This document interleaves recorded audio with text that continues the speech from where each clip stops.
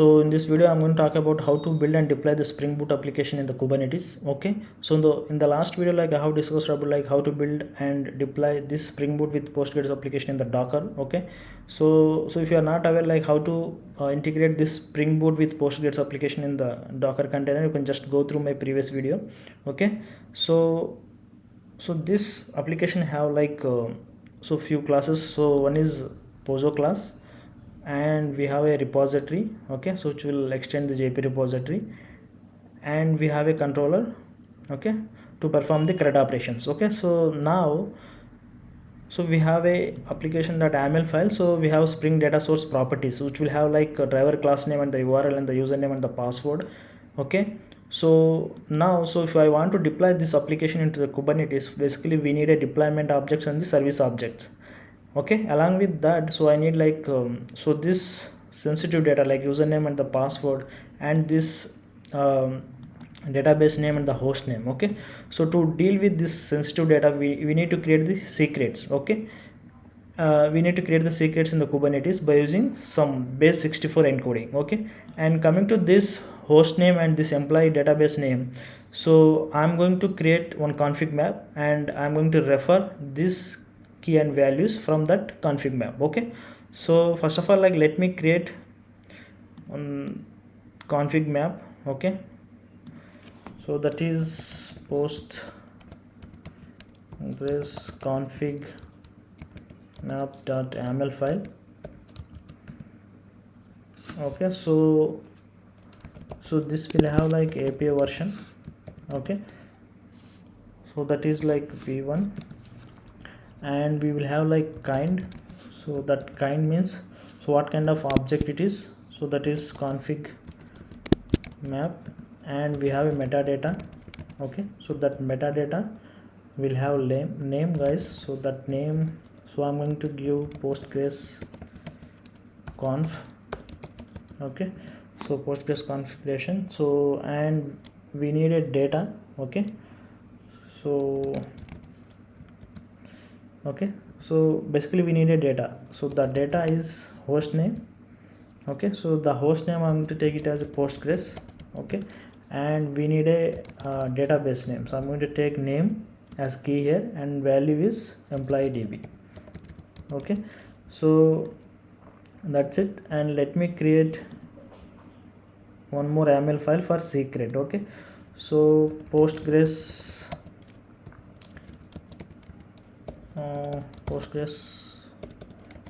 credentials. Okay, so YAML file. So this will also will have API version. Okay, so v1 and kind.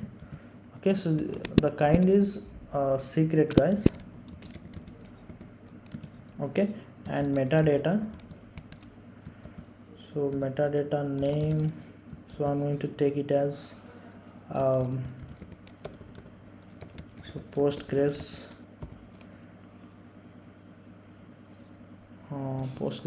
secrets. Okay, and so finally we need a data here.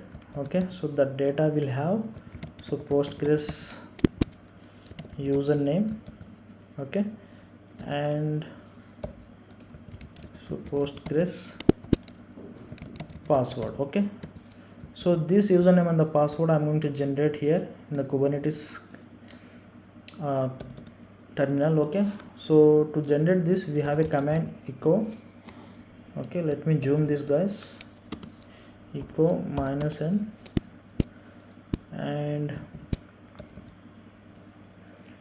so here I need to provide the username. Okay, so that is I'm going to take username as a postgres. So the encoding type, so what kind of encoding we are going to use, that is base 64 encoding I'm going to use here. Okay, so that's it, you can generate here. Okay, 1 second guys. So here this is just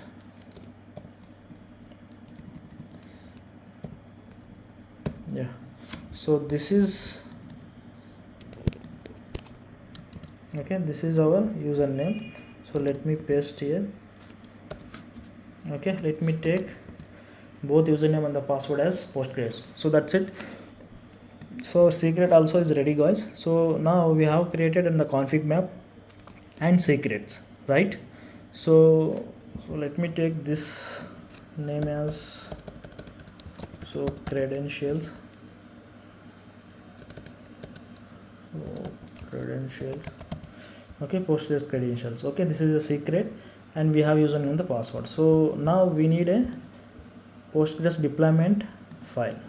Okay, so let me create Postgres deployment.yaml file. Okay, so this is a big file, guys. So I already copied this, so let me paste here.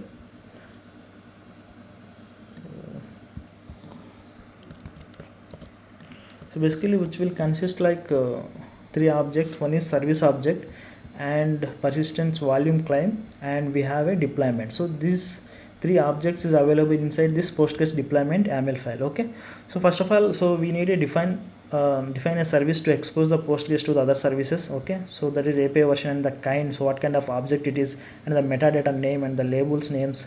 Okay, and the port number, so that is default port number is 5432, and we need a labels, that is Postgres, and what kind of so to differentiate the objects are just using the tier here, so that is database, and the cluster IP none.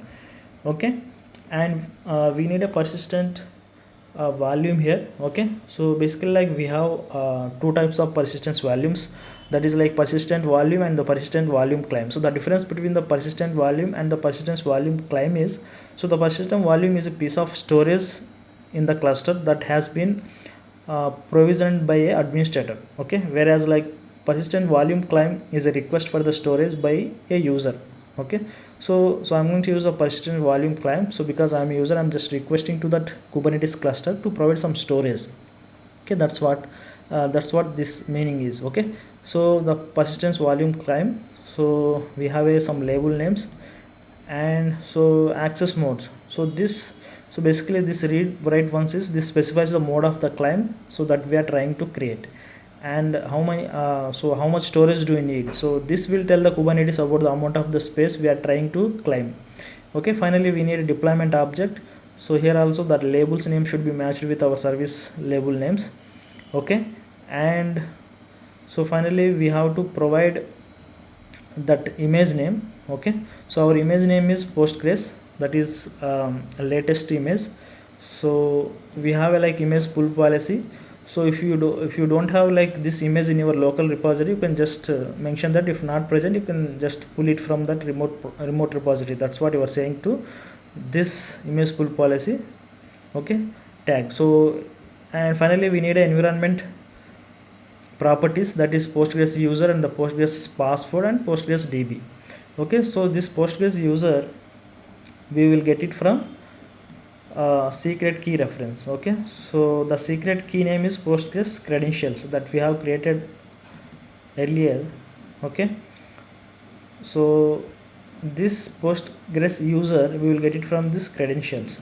Okay, so this is the key and this is the value. This Postgres password also same thing. Okay, so that's what I have mentioned here. So the reference, the value will coming from this reference is secret key reference. Okay, and the Postgres DB, so this DB, okay, value coming from config map reference. Okay, so that is Postgres conf and key is name. Okay, so this one name, so that's what I have mentioned here. Okay, and finally like port number, that is 5432, and volume mounts. Okay, so I'm going to store this data in this varly Postgres SQL data, and the name of this value mounts. Okay, so that persistent volume claim name, so that we have created the above, so that name match should this name. Okay, that claim name. So that's it. So we have to create one more YAML file, so that is deployment.yaml file. Okay, so this YAML file will have like Spring application YAML file. Okay, so let me copy that one as well.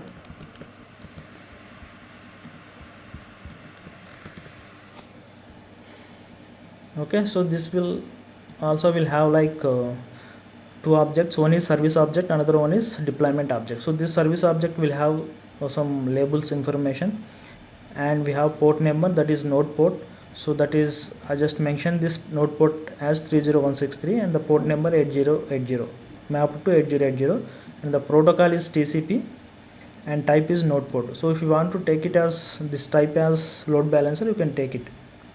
Okay, so we have a deployment here.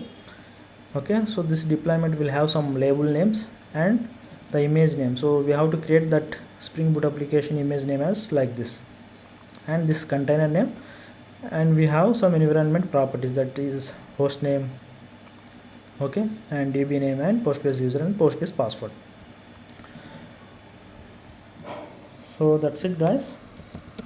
So first of all, like, let me create image here. Okay, so we have a Docker file here. So the Docker file will have a command here. Okay, Docker build understand. So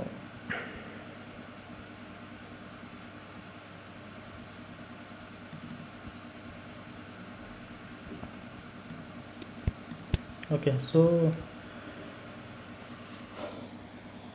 in the application.yaml file we have to reference, so we have to provide the reference here. Okay, so this is a DB name and this is a DB host, guys. So let me provide that values. Okay, DB, this is a DB host. Okay, and this is DB, this is a DB name. Okay, so this is a Postgres user. So Postgres user. Okay, so don't confuse this. Postgres,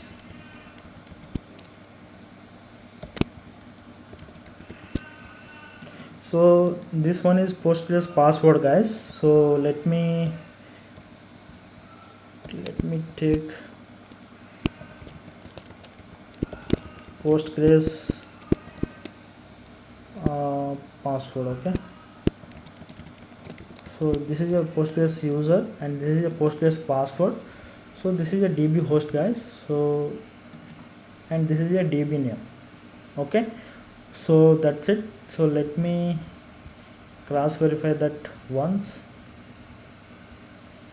So database, because so if the names are not matched, so you will have a exception, guys. So that is the reason I'm just checking. So this is a Postgres password.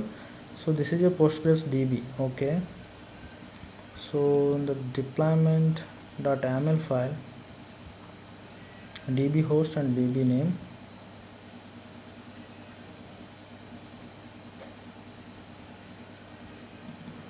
Okay, that's fine. So Postgres user and the Postgres password and DB name and DB host. So let me create the image. Okay, so before I am going to create the image, so let me build this project. Okay, Maven clean install skip tests equal to true, guys.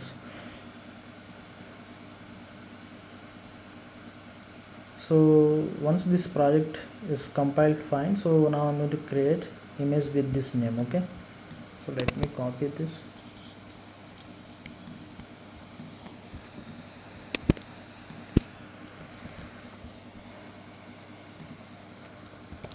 Docker build. Okay, paste. Okay, so now it's going to create a image with this name. Okay, once this image has been created, now I'm going to create config map and this secrets. Okay, so first of all, like, let me go to this path, guys. Source main resources. So because this YAML file is available in this path, so that is the reason I'm going there. Okay, so let me see this. Okay, so first of all, like we need to apply this kubectl apply -f. Okay, so Postgres. So let me credentials. So we have a error here in the credentials. Secret unknown field metadata.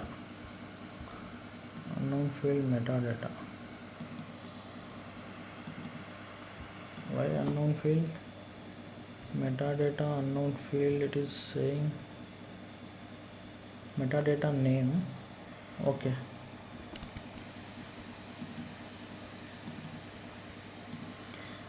Yeah. Stay.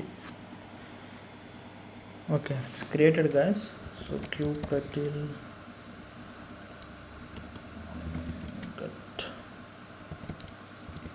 so secrets. Okay, so it's created. So now let me create config map. So config map. So this is also have error. So kind not set. Kind is not there. Okay.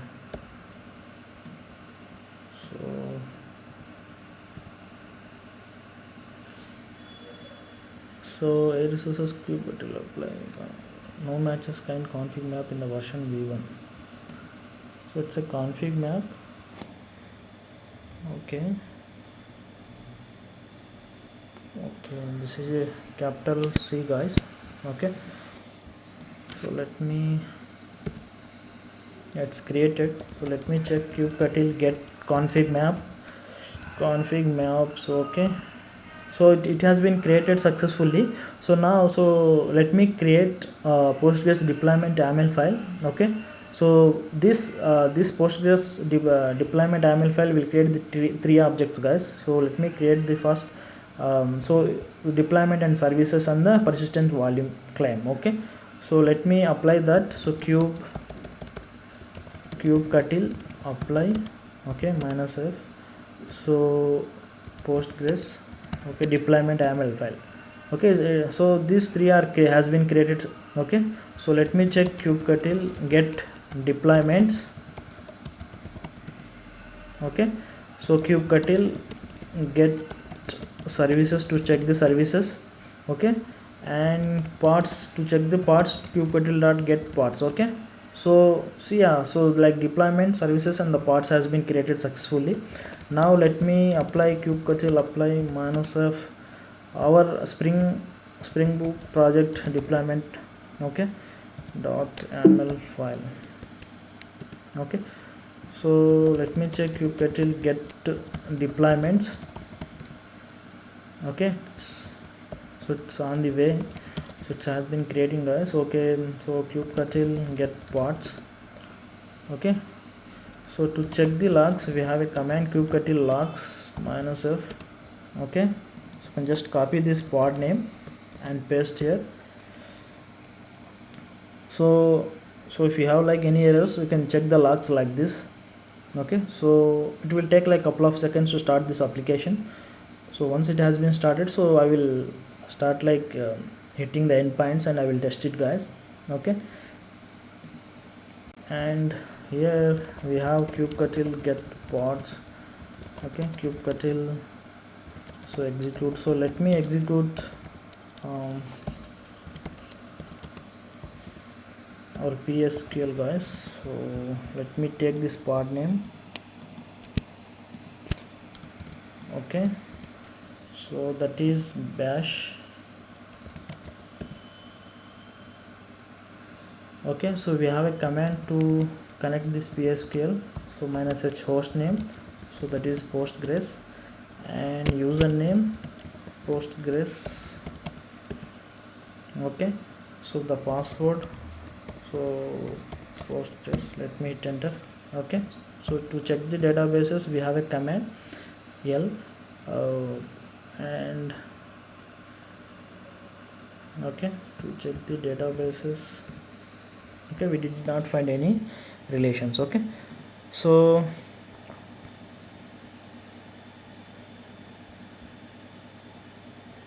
think, yeah. So first of all, let me add. So this is a post mapping. Okay, yeah, Tomcat has been started successfully. So let me add some data. Okay, so ID and name, I'm just taking ID as 1 and name as John. Okay, let me post this.